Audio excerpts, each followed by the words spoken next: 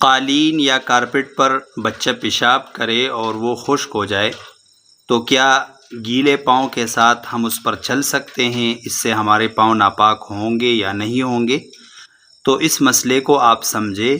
اگر قالین پر یا کارپیٹ پر بچہ پیشاب کرتا ہے یا کوئی اور ناپاکی نجاست اس کو لگ جاتی ہے اور وہ جگہ خشک ہو جاتی ہے، تو خشک ہو جانے کے بعد اگر آپ اس پر تر پاؤں کے ساتھ، گیلے پاؤں کے ساتھ چلتے ہیں تو آپ کے پاؤں ناپاک نہیں ہوں گے۔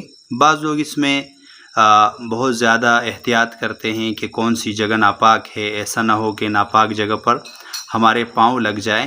تو یہ مسئلہ اس طرح ہے کہ اگر کارپیٹ، قالین وغیرہ اس پر نجاست لگ جائے، وہ خشک ہو جائے، تو اس پر آپ گیلے پاؤں کے ساتھ چل سکتے ہیں۔ ہاں، اگر آپ کو معلوم ہو کہ یہ جگہ ناپاک ہے، اس جگہ پر نجاست لگی ہوئی ہے، تو